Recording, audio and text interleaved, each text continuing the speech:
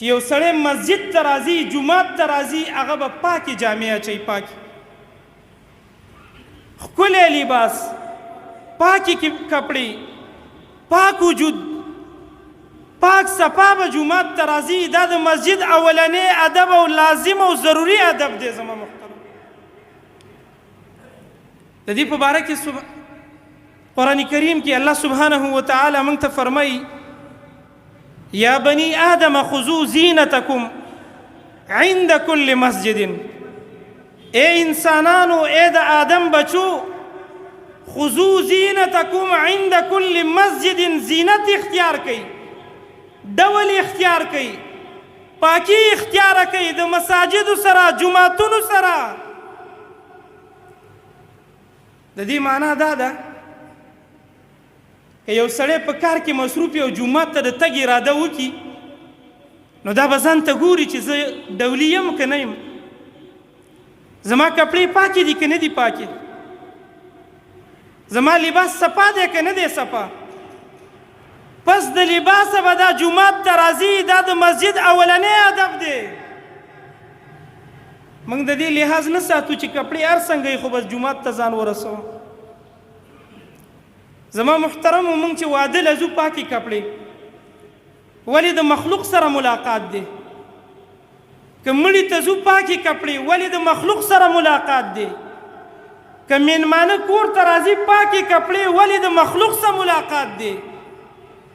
که موږ د چا میلمه کېږو پاکې کپړې ولې د مخلوق سره ملاقات دی څه مو خیال دی الله د دې حقدار نه دی چې د هغه سره په پاکو کپړو کې ملاقات وشي موږ چې جومات ته راځو څه له راځو د الله ملاقات ته نه راځو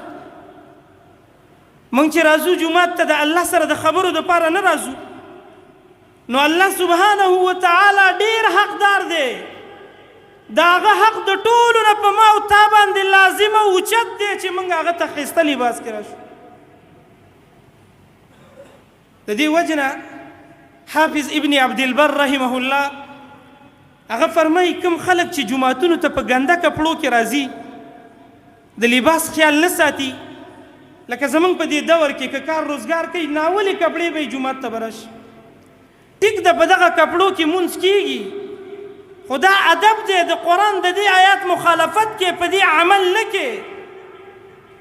خذوا زینتکم عند کل مسجد ابن عبدالبر رحمه الله فرمایي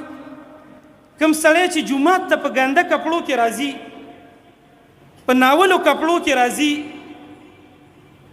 د دوه مخالفتونه وکړو یو مخالفت یې د مسجد د آدابو وکړو د جومات د آدابو حق ادا نه کړ د جومات ادب په موږ باندې دا و چې پاکې کپړې اختیار شي صفا جامې اختیار شي د جومات د آدابو خلاف ورزي وکړه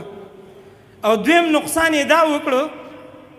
چې د الله د دې آیات مخالفت وکړو چې الله فرمایي یا بني آدم خذوا زینتکم عند کل مسجد ډول سنگار ښکلا پاکي د جومات څخه اختیار کړئ زما محترمو د دې ادب ما ته خیال وساتو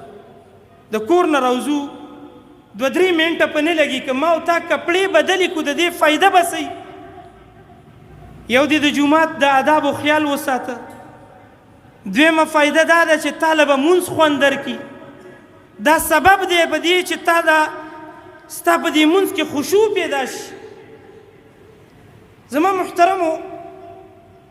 دا د فحاشۍ او د عریانۍ اډې چې وګوري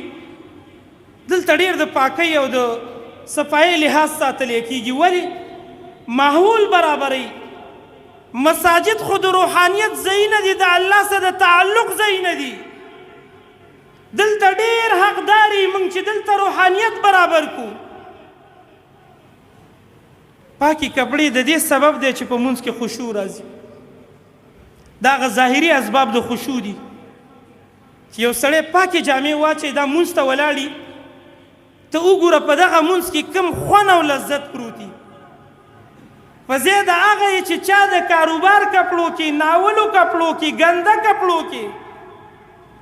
مانځه ته ولاړي ده کې به دومره خوند نه وي په نسبت د هغه کپړو کې چې پاکې دي نو دا د مسجد اولنی ادب دی چې ما او تا به پاکې کپړې هغه اچو